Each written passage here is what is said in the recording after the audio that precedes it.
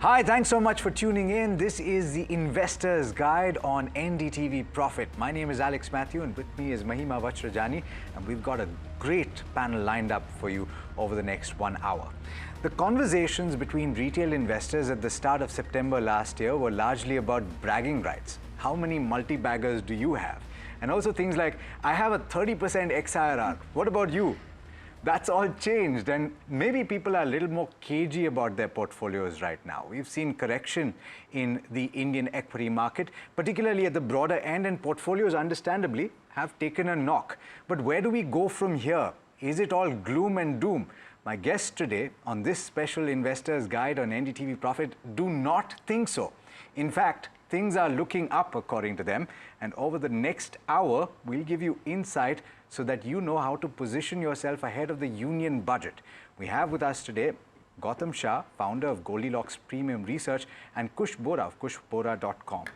Thank you so much, gentlemen, for joining us. And of course, also in studio with us is a very special a bunch of people. In fact, we've got a lot of aspiring anchors, maybe investment analysts, maybe, and various other things. They'll tell us later what they intend to do. But we've got students from NMIMS, MBA students from NMIMS, and also members of our own research team in-house. And so they're going to ask questions. We will soon have a WhatsApp number flashing on your screen. I'm pretty sure that we'll have that right now. There, we have it right now. So you can send us your messages and your questions so that Gautam and Kush answer them when we get the chance. But before we do, let's set the context. Gautam, what I was talking about, and I hope I set the conversation up for you. We were talking just before we started this, and you said it's not all gloom and doom. Why are you saying that things are looking up? Well, Alex, I think there is a concept in technical analysis called reversion to the mean. And I think if you didn't question the madness on the way up in the months of August and September, you shouldn't question the pessimism on the way down.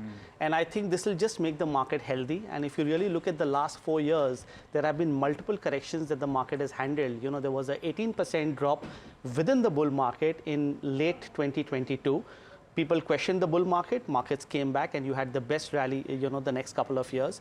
And I think the world continues to be in a strong bull market. We've had our own local headwinds, but chartically, I do believe that this entire fall that has happened, I think will just make the market a lot more stronger. And on the longer term charts, I really don't see a concern. So this is not the time to throw in the towel and be negative on markets. Yes, there could be more near-term volatility, but with the Trump factor, with the budget event ahead, with the RBI policy, I think these are events that can potentially trigger that rebound that everybody is looking for. So if your view is more 12 to 18 months, there is every reason to be optimistic. But if you want to make money at the markets over the next few weeks, maybe it might not be a good time to be active. I think that's the much needed optimism after the kind of downfall that we saw today. So I think the investors or viewers that are watching you will be, right now jumping on their sofas or chairs probably. Kush, do you also affirm to the view that Gautam has? I do. In fact, I remember it was Wednesday when we had the closing show, and that's when I first time said that there's a good possibility that a near-term bottom is in place. And I'm not saying that the worst is over and this downfall is completely done and dusted, but I'm saying there's a possibility that we could revive from here, maybe extend this short covering rally that we saw on Wednesday and Thursday. And just to add to something what Gautam was mentioning, what we've seen is a bit of a double-edged sword kind of a behavior. We've seen the SIP numbers, they've come in strong, correct? Which means a lot of retail investors came into the market after the 2020 COVID issue that began. Now, what's on the other side is the derivatives trading, that began. So we're seeing both sides of the coin. Now, what's happened with that is a lot of investors, even traders for that matter, have not seen a longish period of correction, what we call as time correction, right? Every time the market dipped, about 2%, 3%, 5%, you saw a revival almost immediately in the next 2, 3, maybe 4 sessions. This time around, the pain is prolonged, not only in terms of the price movement, but also in terms of the time correction that we are witnessing, and hence all these queries and chatter. I do believe, if you believe in the nature of cyclicality of things, this is a blip. maybe an extended one from what everyone's used to for the last 4 years, but this is a blip in a longish bull run that we've had for the last 4 years. Okay, so I asked both of you gentlemen to give me some perspective on the way that you've been looking at things chartically, the data that you've been studying, and also this is meant to give investors a glimpse of how you study the markets, how you take your decisions, and you both sent us some charts. So we're going to try and pull that up on the screen while you explain to us what this is about. The first one that you sent me has to do with divergences that have emerged over the course of the last several years. What can you tell us about that? So if you look at the monthly chart of the Nifty, everybody is busy looking at 30-minute charts and 5-minute charts and daily charts. So I'm looking at things longer term, because I think real wealth is made when you stay in trends over a period of many weeks to many months to many quarters. Right. So when you look at the monthly chart of the Nifty, and I take the last 25 years, markets have always topped out when there is negative divergence, which means price makes a new high and the indicator does not make a new high. In this fall that we've seen, the RSI on the monthly chart actually made a new multi-year high in October 24. Yes. Right? And we've seen this cool off that has taken place in the last 3 years. And I'm giving you data of the last 25 years. And that's probably the reason we strongly believe that this is the correction of the last big run that you saw last year, the madness as I defined it. And post this, the men have been separated from the boys, and you will have quality stocks coming back. So I'm quite convinced that if you're not looking at things very short term, just based on this chart here, I do believe that over the next 18 months, you could actually see the Nifty going back to lifetime highs. So I wouldn't be negative. The margin of safety is in your favor. You get to buy stocks at your prices, something that you've not got in the last couple of years. Correct. Make the most of it. Don't shy away from this opportunity. Right. Just want to bring Kush in because he's also sent us something on the RSI. Do you want to make the point that you were making? Absolutely, very similar, in fact, very similar, which is the divergences do play out very strongly. A lot of people just get a little lost in analyzing, where the RSI is headed or where the markets are headed. Well, actually, the kicker lies in the combination of the two. Saying the same thing. In fact, let me give an example. It was around July 2023 when the Nifty monthly RSI hit 83, 84 odd levels, and this was, I think, the second or the third highest that it has ever hit, right? And on this channel, we were here discussing the same thing, that this is overheated territories on a monthly basis. This is not going to last. This is not going to sustain. Those divergences popped up on a monthly basis, which wasn't a healthy thing. And from there on, we've seen a correction. Of course, the markets did go up a little further before they moved, lower, but there were hints. Now, I'm going to go a little granular than Gautam, which is on a daily basis, you are seeing some positive divergences. While we await confirmation in terms of the key resistance levels taken out, we are seeing some divergences on the daily RSI chart versus the Nifty. That plus there are a couple of other factors also put together, which are suggesting that there could be a short-term, short covering rally at the very least, and an extended one at that, which could perhaps take the markets higher from these levels. Right. Gautam, you've also sent a chart which suggests the percentage of Nifty 50 stocks which are above the 50 SMA. How are you reading those, and what does one make out of that chart? In the textbooks of technical analysis in 1970s, it was written that a 20% move on the index or a fall in the index is defined as a bear market. We've fallen 12% on the Nifty, but if you ask people on the street, they're already feeling it as one of the worst bear markets that India has ever seen, because the damage has been really large. So the best way to understand the market trend or the sentiment is to look at the breadth. And the percentage of stocks in the Nifty which are trading above the 50-day moving average is somewhere around 25%. So as the Nifty is actually making new lows, more and more stocks are not participating on the downside, at least in the Nifty 50 and the Nifty 500. So this is what we call as breadth divergence. And whenever this has emerged in the last 4 years, markets have always bottomed out. Okay. I'm not saying that we're going to be all well tomorrow or in the next 1 week. All I'm trying to say is that these are not levels to be extremely bearish. This is probably an opportunity, and the data is backing it. All we want now is a confirmation on the price action. The studies are all aligned, telling you that we could be close to a possible bottom. Maybe worst case, you could see another 4% downside.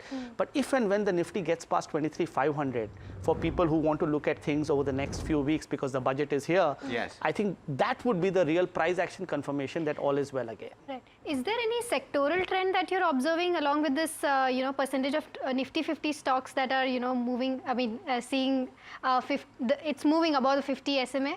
See, you know, with what has happened in the last 4 months, fundamentals don't matter. Yeah. Smart money doesn't matter. Yeah. Sectoral Ps and all those metrics don't matter Yeah. because everything has come under the hammer in the last 4 months, right? And that's the beauty of it, because you now have an opportunity where everything is being painted with the same brush. And I'm sure a lot of investors in the market are doing their homework as we speak, Right. trying to pick that next move up. So I'm pretty sure the domestic money, which has been on the sidelines, is waiting for stability. The moment stability comes, you will have a lot of pockets, particularly financial services, auto, real estate, FMCG. I think these are my preferences, and I think they'll come back strongly. Gautam, you've been keeping your Consumption. powder dry, and have you been keeping your powder dry, and are you deploying now? I think now is a good time to be fully invested. I think we've had just enough pessimism, and I've backed it with a lot of data points. So I think between now and say the 1st of February, you want to be fully invested.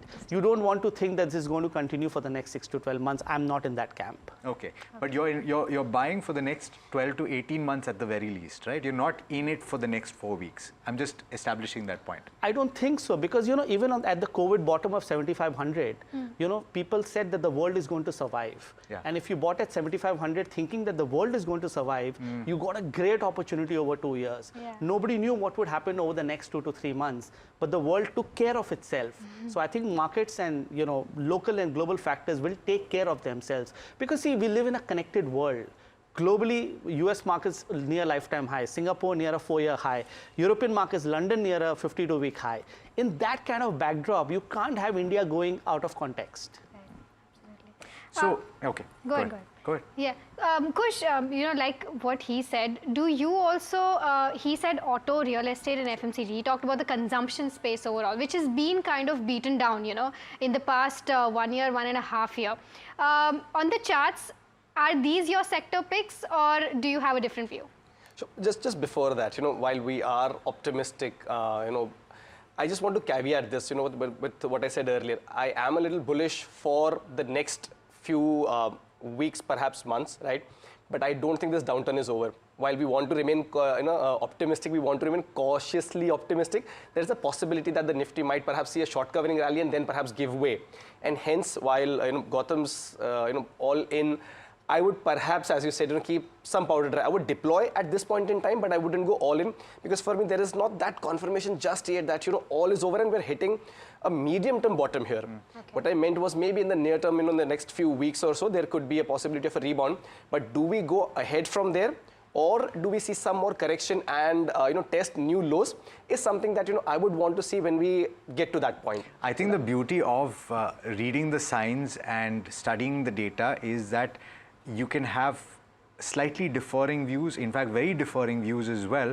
Yeah. And the only way to know when you're right is to look in the rearview mirror, and you're always right when you look in the rearview mirror. So, but what we're trying to do is provide a little bit of context ahead of a major event, and that both of you gentlemen have agreed could be the fulcrum that takes us to the next level, right? And I think to a certain extent, the finance minister is quite aware of what is happening on the ground, and quite a lot can change.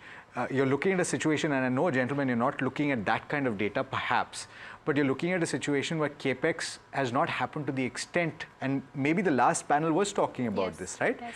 And that really is where the money is going to go. Whether there's a break in the budget for the individual taxpayer and whether that bolsters consumption is something that we have to yet wait and watch. But the bottom line is that there is going to be spending on the capex side, and that is going to push the levers of the economy forward.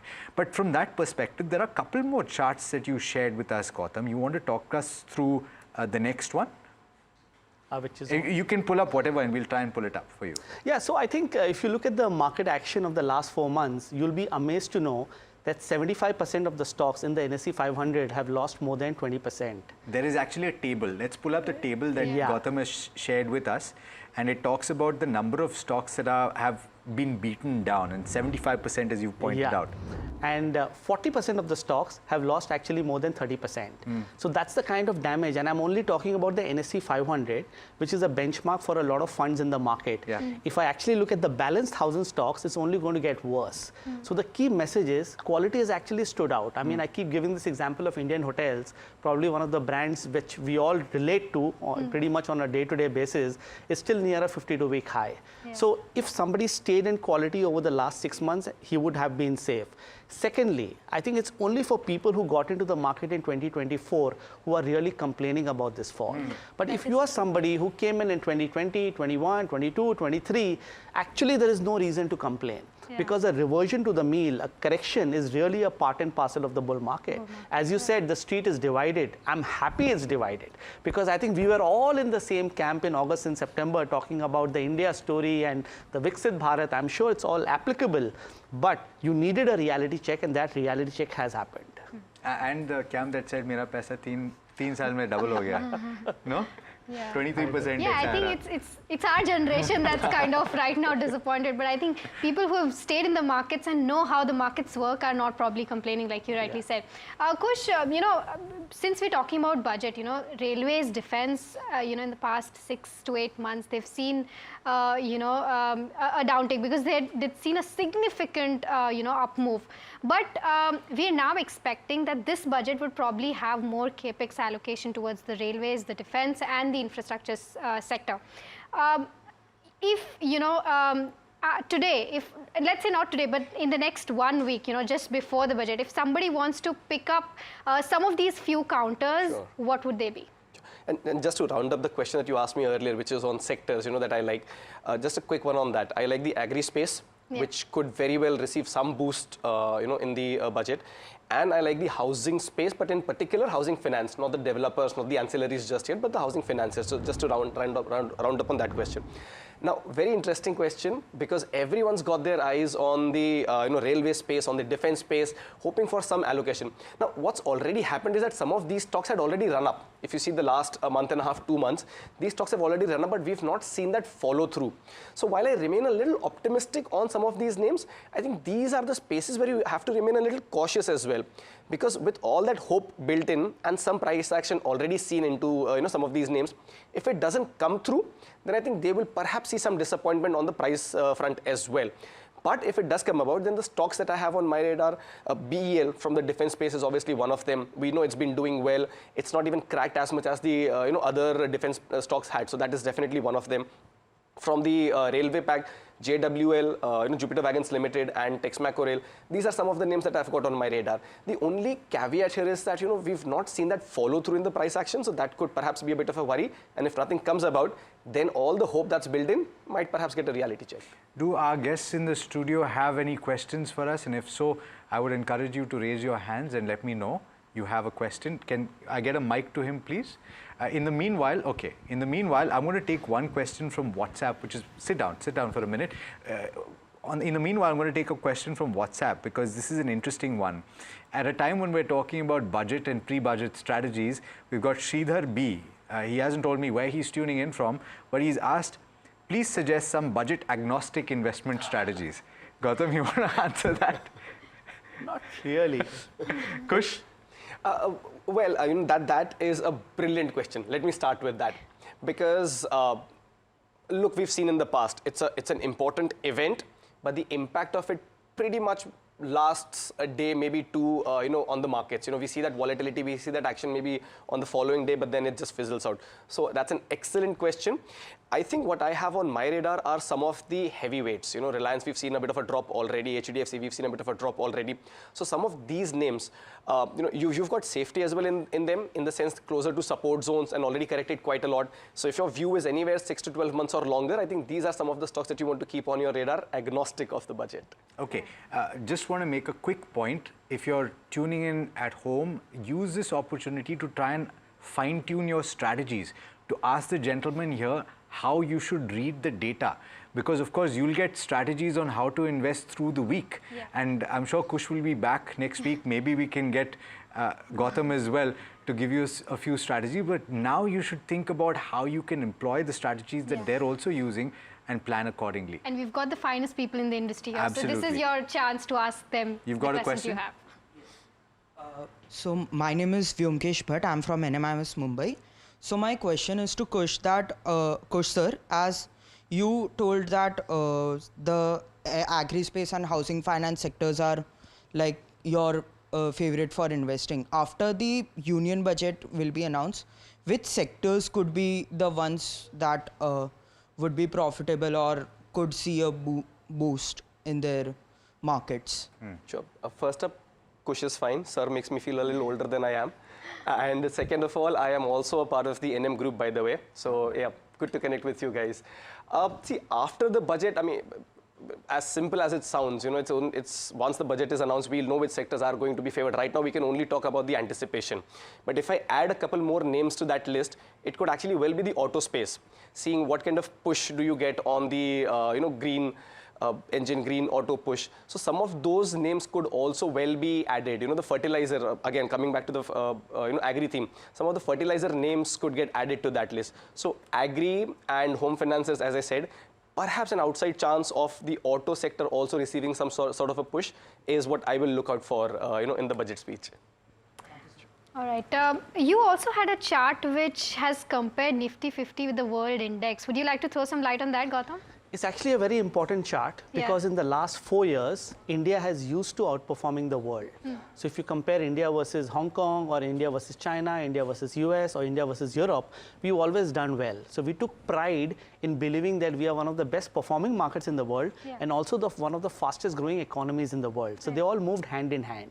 In the last 3.5 months, for the first time in 4 years, India has moved a different path and the world has moved a different path. And obviously with Mr. Trump coming in, US markets are feeling a lot more excited and they've done really well.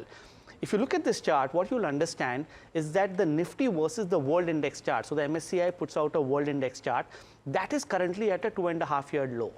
So this chart is telling you that this disconnect which India has had with the world is likely to end because we are at a major support. And for the first time in 4 years, this entire correction is not imported. We always blamed somebody outside the nation for our corrections. Probably this time, for the first time, we have our own local issues, which can be handled very diligently over the next 2 weeks by the government and by the RBI. So I'm hopeful, and if this chart has to work, then I think India will have to be aligned with the rest of the world, and the world is not going to be aligned with India. You know, just to follow up on that, in the previous panel, you know, we were discussing that there was a point of time when there was a debate that, you know, the DIIs are buying everything that FIs are selling, and which is why the markets were stable and moving upwards. But now there has been a point where FIs are selling more than what DIIs are buying. Where does the conversation go from here? So let's be clear, FIs have been on the wrong side in the last 4 years. You know, it's just in the last 4.5 months that maybe they are proved to be on the right side, but they pretty much missed the entire rally because they have been questioning the India story for the last 4 years. Yes. And domestic money is a revolution.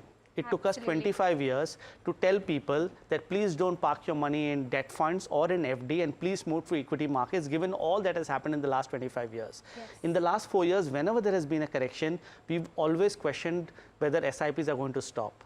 It did not stop. Never. We had 2 major geopolitical developments last year. People said that, okay, is there going to be a problem in the world? SIPs didn't stop. So why are we questioning now? Because I think the moment you have stability on the screen, the domestic money will be at play. But which are the stocks that will do well? Top quality. So my key message to your viewers is please stay with the top 300, mid-cap 100, small-cap 100, and the Nifty 50 and the next 50. You will be sorted. There is no way you can lose money buying those stocks. Okay, let me fine-tune that further then. And maybe you can come and Kush immediately after that. Is when you're looking at these 300 and the basket is pretty wide even here, at this juncture, what are the factors that are helping you decide, and what are the key data points that you're looking for that help you decide, okay, now is the opportunity that I'm going to take a bet in this stock? See, Indian markets historically have topped out when the PE is about 27, 28. Right. If you look at 2000, if you look at 2008, I mean, I speak about it as a technician, but then these days you need to look at everything. Yes. Yeah. Today, as we speak, we are at a 21, 22 PE on the Nifty and the Sensex, and we are at a 13, 14 PE on the Bank Nifty. So there is no way we are in fraud territory, which has been the case for a lot of people. Yeah. So keeping that in mind, I want to buy value. I don't want to buy growth. We've seen what has happened to an Asian Paints and many such stocks in the last 4 years. There's been enough debate around it. They were extremely expensive. New competitors came in, there was disruption, and a lot of high PE stocks could not sustain. But you have an SBI at a 9 PE. You have a Bajaj Finance at a 13, 14 PE. You have a Hindalco, which is at a low double-digit PE. I want to buy value. This is the time to buy value in the top 300. And I think this is the perfect time, like we were discussing yesterday on the show as well, that stocks which are performing good in terms of earnings and have lower Ps are kind of outshining the market despite the markets seeing such a huge sell-off. But the stocks that have had good high Ps but good results are still seeing the beating. So it's clearly a market where you buy at discounts. That's it. Yeah. We were talking about Republic Day discounts on Friday, and I guess that holds true based on what Gautam is saying. Kush, I'll come to you. You've done an option chain analysis, and we'll pull up the chart as well. Two-part question. Sure. What do you make of that chart? And secondly, we have a young audience here from NMIMS, and we're seeing that despite of the kind of disclaimer that all of these, brokerage apps are giving that, 9 out of 10 investors make losses in F&O, youngsters are still moving towards F&O. What's your advice to them? Let me take the second question first. Are you still interested in F&O? Okay, so a lot of resounding yes. It's a resounding yes. Yeah. So a lot of measures that the exchanges have deployed are on the right track. At least they've eliminated the weekly expiries. A lot of them, at least not all of them. Yeah. But look, as a firm believer of, you must try whatever options are available to you in terms of the financial products as a knowledge or as a hands-on experience. Yes, you must. Should you go overboard? 100% no. I still believe in Warren Buffett's statement of derivatives are weapons of mass financial destruction, unless used wisely. And what do I mean by wisely? They were meant as hedging tools, correct? So as long as you've got a right strategy in place, as long as you're using them as hedging tools, then they just might work for you. If you're using them as speculative tools, then yeah, all the very best, right? Yeah, so that is the first thing. Secondly, there are tools, and the reason I like derivatives, I also watch derivatives data very closely along with the technicals, is because derivatives is immediate money flow action witnessed on screen, right? So just to give you an example, if you could just bring up that options chain table, that we saw. If you understand call, put, open interest, stuff like that, which I'm sure you do, what you will see is if anyone's selling a lot of put options, that there is a base forming around that level. If someone's selling a lot of call options, and by someone I mean the entire market, right? So on that data, if you'll see, the 23,000 put off late has had a very significant addition of open interest. Now that base itself, the open interest base itself is quite strong and high in number compared to whatever call option base is there. So that gives you an immediate sense. Now it could well happen that something comes up in the market and the market just slips below 23,000. But for the most part, we've seen that level being respected, right? So these are some of the data indicators that you track very closely just to get a sense of where the money is flowing in the market. So should you do derivatives? Yes, in limited quantity, in as a part of your strategy of an entire overall portfolio. As a speculative trade, not so much. But yes, you must definitely watch the derivatives data to get a sense of where the money is flowing today. I want Gautam's view on this as well, because he's indicated that he has, and I'm pretty sure you have a strong view on this. Yeah, because there are a lot of youngsters who've come into the markets in the last 4 years. I've had the pleasure of seeing 2008. Everybody is fearful of 2008. I saw markets collapse 70% in about 10 months. So I've had the pleasure of learning. You're giving me palpitations just thinking about it. So please don't. But the bigger point here, I hope it doesn't come back. At least till we are alive. No, those environments, that environment was very different. But the key point is, do you really want to catch one mega trend, or do you want to catch 10 mini trends? I think with F&O trading and short-term trading, it's about trying to catch multiple trends over a period of 3 to 6 months, which I think is very difficult. Why? Because markets are very complex. AI is here, and artificial intelligence will ensure that your strategies don't work consistently over a period of time. Had this been an era a decade back, I would have said, go ahead, do leverage, do F&O trading, because you can be on top of the game. But with AI, I'm telling you, markets are going to be a lot more complex. Secondly, India's greatest investor, late Rakesh Jhunjhunwala, said, I do F&O, I do leverage so that I can create that capital to invest for the longer term. So I don't know of too many people who've created serious wealth over the last 20, 25 years doing F&O trading. So why you as youngsters should get into it? Try and catch one mega trend. And Indian hotels, the Taj brand, you catch one of these trends over the last 5 years, and you make serious money. So don't work hard. You don't need to work hard in the markets. You just need to use some basic common sense and technically use a concept of moving average or moving average crossover. And believe me, you're sorted. Okay, so and that's very good perspective. I'm just reminded of that movie. Of course, everyone's watched it. All is well, right? Yeah. Okay, let's say that for now because we don't want a 70% drawdown as things stand right now. But there's an interesting question that has come through on WhatsApp, and this is from Gautam Shah, and you spoke about quality. I'm going to read this out, right? Considering that large caps have had a flattish run for a while, and I think that is a good question because for a while, and in 2024, there are a lot of people screaming from the rooftops, shift out from the broader markets, move to quality. But unfortunately, that has not panned out yet. Would you see any opportunities at the broader end? Would you say, like you said, 300 stocks, but would you gravitate more towards those large caps? I think with the kind of dip that you've seen in the last 4 months, quality mid caps and small caps, I think probably present the best opportunity. Quality large caps will also do well, and within the quality large caps, look at the stocks that offer value. And I think margin of safety is very important, and I do believe at the current juncture, many of the top large cap stocks can actually give you mid cap returns. I think gone are the times where when you spoke to somebody, you asked that, okay, is the stock going to double? I think you need to lower your expectation as a market participant. Yeah. And if you're able to generate a 20-25% kind of a return from now, say till 2029, till the next general elections, I think you should be good. So mid cap, small cap, but stick to top quality. That's probably the best opportunity. Interesting one. Let's take one of our, there you go. Yeah, you can go ahead with your question. Yeah. Hi, so my name is Tanvi Nadkarni. I'm from Mumbai, NMIMS. My question is that with the increasing use of AI when it comes to trading, is the Indian stock market more vulnerable to risks? And how would you advise new investors in ways that they could leverage AI when it comes to investing, considering all the risks involved as well? You want to take? So I think, I don't think there are risks. These are enhancers. I think when the Badla system was stopped 20 years back, people didn't know how the markets are going to survive. And then F&O came into play. AI, I think, will just make trends a lot more complex. And we've seen in the recent past how rapid the moves are. And because the moves are rapid, I don't want youngsters to actually look at those 15-minute, 30-minute, and 75-minute charts. Go more daily, weekly, monthly. And if I have to give you a concept, something which I have used over the last 20 years very successfully is the moving average crossover system. Just backtest it, and whenever you get moving average crossovers, buys and sells, you will be on the right side of the trend 70% of the time. So AI is just making shorter term trends complex.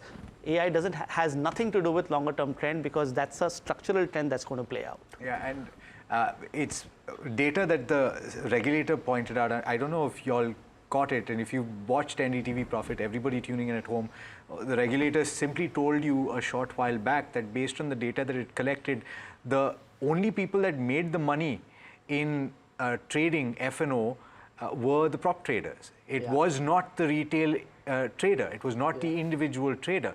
And there was also, by the way, an interesting data point that talked about women trading. And the thesis at the time was, oh, women are losing less money Than men. But interestingly, there was another theory that said that these are guys that are trading on their wives' accounts. But I don't know how true that is. I don't think that's true. I don't think that's true. disagree with that. She disagrees with that. And I believe her entirely. Okay. Right. Does anybody else have a I question? think one more question from our very own researcher we'll take. Yeah, thank you so much for that. Yes, I'm Rucha Somaya and work with the NDTV team. One question, Gautam, to you is that you mentioned that Nifty might make new highs in the next 18 months specifically, and now the current blip as Kush mentioned, is a kind of reality check. But my particular question to you is, do you really think that this generation has actually seen a crash? I mean, we are the ones who've started investing after COVID, maybe invested in lows, and now we've just seen all-time high, and we've not known what 2008 was actually like. So is this just a blip, or does this generation needs to see a kind of crash, and do you think one is around the corner? See, better late than never. You know, had the markets continued the way they have for the last 4 years, you know, at some point of time, this correction had to come. I think a lot of people started to believe that an uptrend is our birthright, and this is going to continue, you know, till the time we survive in this world. That's what Mahima mentioned, right? Yeah, so I don't think that happens. I think corrections, large, small, are a part and parcel of the bull market. I think a lot of people will now realize that, okay, something like this can also happen. But I think the bigger message from the market, again, I keep saying the same thing, that if you stuck to quality, you are still better off. I think we saw the SME madness in the middle of last year. Everybody felt that SME is the next big thing, and now look at what has happened in the last 6 months. So a lot of things are seasonal, a lot of things are structural. Focus on the structurals, and while I'm not sure whether we'll make a new high in 18 months, I do believe that the downside potential from here is 4%, and the upside potential is about 20 to 24%. Now, even if it has to take a little more time, it can. I do know that the risk reward is in my favor as an investor, and I'm not looking at the market next 2 weeks. Gautam? Maybe one statement question. What kind of returns do you think the market can give this year? Can give this year? It's not this year. It's actually a 2-year call. What is it? Yeah, I said 18. See, I think 24% is definitely entirely possible. I don't think that's the right way to approach markets. I think if you're able to do, say, 2.5 times inflation or 2.5 times the current FD rate in the market, you're doing very well for yourself. I think we've all forgotten how to be conservative. I think this is the time to be conservative. And the most important point is the world is in a bull market. Right, and in India is still growing at will grow at close to 7%. Domestic money is here to stay. I know we look at the screen and we get very nervous, but believe me, the screen doesn't take time to change color. If your SIPs, by the way, and to the point that you made right at the start, which is that those people that had started investing in 2021, 22 or 2020, and if your XIRR or the rate of return that you're getting on your portfolio is still at 17, 18%, man, it's a reason for you to cheer. It's a reason for you to be happy. But there's an interesting question from Harish Wag. Has the bull run ended? And are we at the start of a bear run? I think to a certain extent we've established that, but Kush, you want to comment? I have a very clear answer to that. The bull run has not ended. This is a dip. And I think a lot of viewers at home, especially the ones who've seen a lot of red in the portfolio in the recent past, are probably not going to like it. You know, when Gautam and we say that this is healthy. What happened in the market over the last few months is healthy. We do share the pain. I mean, we are invested in the same market as you are, right? So we do share that pain. It's just that look at things from a broader context, right? Most investors who started investing now, as I said earlier, have not seen such a deep price correction, have certainly not seen such a time correction, and that's where the pain is. Things have a way of evening themselves out, and Indian markets certainly have a way of rebounding much stronger. So I think this is I will reiterate that this is a blip in a longish bull run, the likes of which we had not seen in the last 4 years. I think much better times are yet to come. Stay invested. Right. Gautam, one question to you. You know, it just clicked to me in the last panel. One of the members from from NMIMS asked about cryptocurrency. It was an interesting one. He says he's studying crypto. His father's not loving him, apparently. But, you know, today's generation, after FNO, it's cryptocurrency that they're looking after. And cryptocurrency has no base as such to look at. But since you are the ones who are experts in reading the charts, do you advise entering cryptocurrency for youngsters like, you know, who are just 20, 21 odd years? See, anybody who has been against cryptos in the last couple of years must be looking at the prices today and must be feeling, oh, what a rally I missed. Yeah. But I do believe that crypto is something which is not everyone's cup of tea, because you could be down 10, 15%, 20% in a single day. Yeah. I don't think youngsters should be ready for that kind of volatility. In fact, we as market professionals who've done this for the last 20 years also don't feel comfortable. But another asset class, another commodity, which I think is in a mega bull run, and I think is something which youngsters should look at, is gold and silver. Yes. I think in the Trump era, given geopolitics, given all that's happening in equity markets, I think gold and silver are going to beat equity market returns over the next 2.5 years. Talk about the relationship with the dollar as well and the flows therein, because generally when they say that the dollars, and we've seen it come off quite substantially towards the latter end of the trading week, right? Yeah. Where nothing major came through from the perspective of Donald Trump's announcements.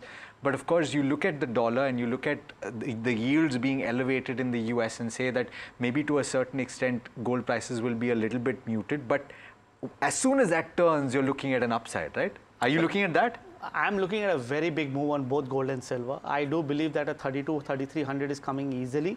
Maybe at some point of time in the next 18 months, you even see a 4,000 on gold. Wow. And I do see a $42 to $45 on silver. So that's 25, 30, 40% upside, Wow. which I don't think a lot of large cap stocks in India are going to give you. Yeah. So I think that's an asset class which you cannot ignore. I do know a lot of people are now deploying serious capital, even in SIP, in a gold and silver, which has worked. Because ETFs are available for you. Yeah, ETFs are available and there is a basis. 10 years back, it was not the case.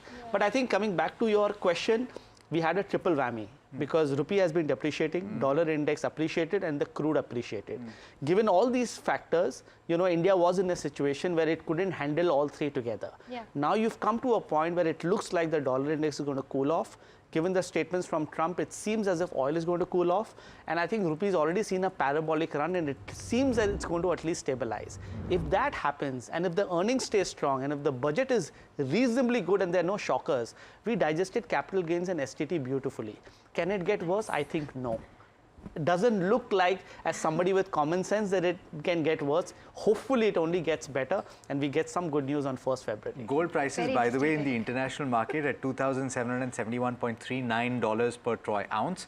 And the call here is for a 4,000 per troy ounce possibility over the next 18 months, which is quite substantial. Yes. I'm curious about whether you track crude as well, and we'll come back for a question, but crude is the other big talking point for us here in India in a situation where the rupee has been weakening. Of course, towards the latter part of the week, you saw a rebound. Yeah. But crude prices, do you look at it, Gautam?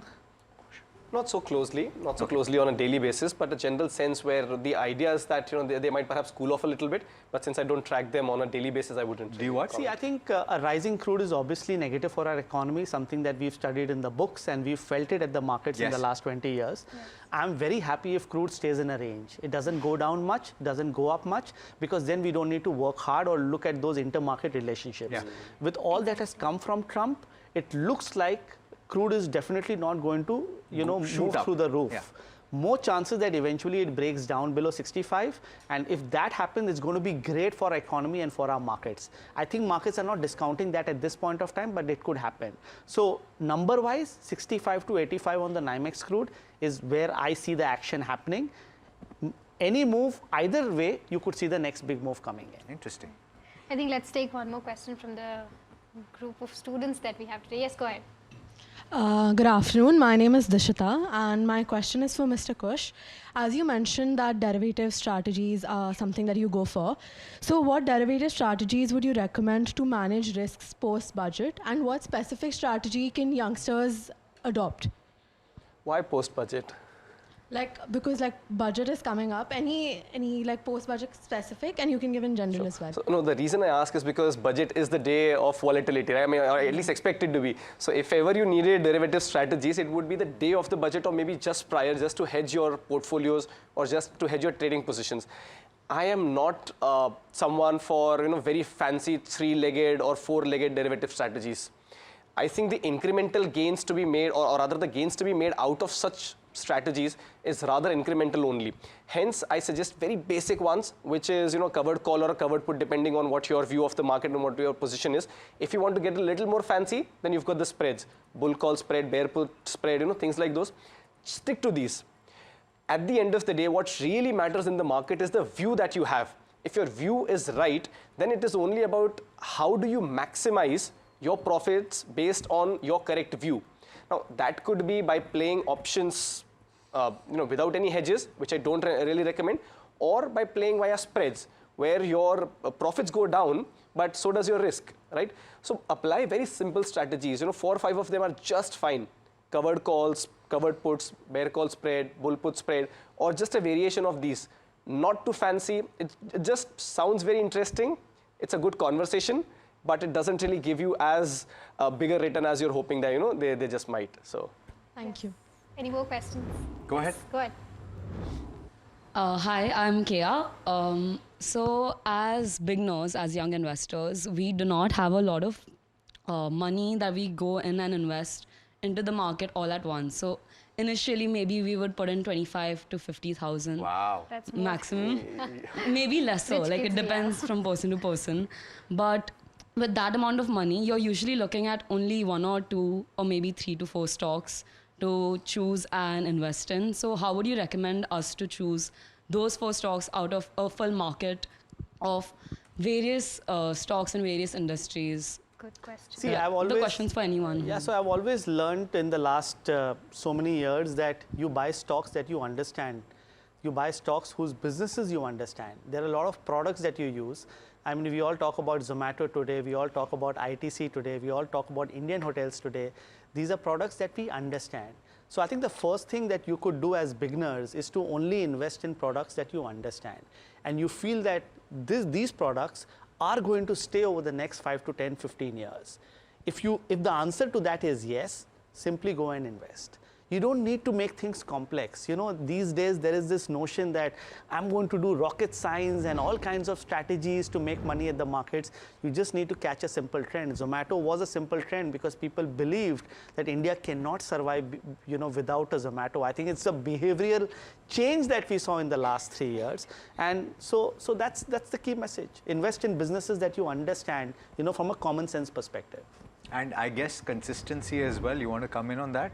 Because a lot of people, the worry is, and I know that you've spoken about the retail investor deploying money into the market's SIP mode. A lot of people have spoken about the flows and the durability of that over the course of the last several months. But some people have also voiced the concern that on a one-year basis, if people see their portfolios not doing too much, there might be a little bit of disheartening feeling coming through. So what would you say? Because you both have so much experience and consistency that you've built into your practice. Is that one of the most important aspects to bring to the table? So one saying which I found very interesting about markets is that stock markets are based on economic principles largely, right? I mean, be it macros or be it even stocks for that matter, right? But stock market itself is a place which does not follow the economic principle, something as simple as a demand and a supply, which is where the supply is excess, the demand just vanishes, right? I mean, when we see stocks falling, no one's willing to go out and buy, right?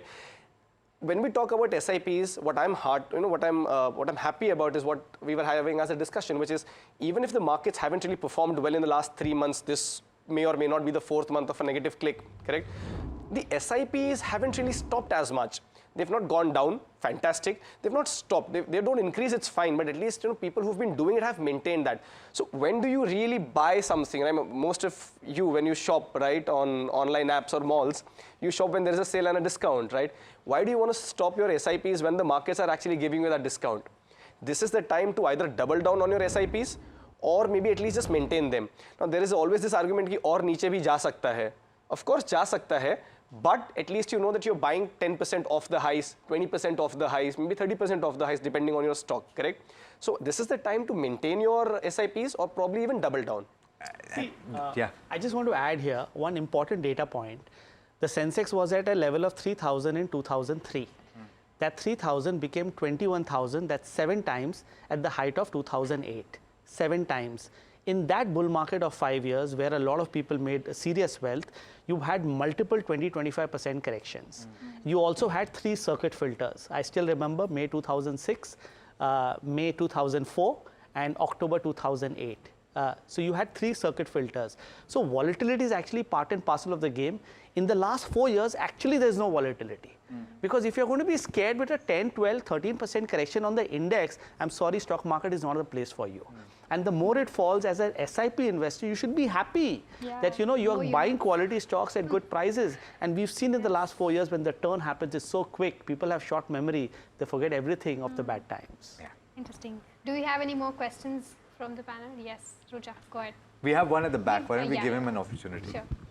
Hi, my name is Yuk Kothari, and the question I had is, after this dip, how much of a high do you expect before the next dip? So like, if we were to buy right now, or even in the next 2-3 weeks, how much do you expect?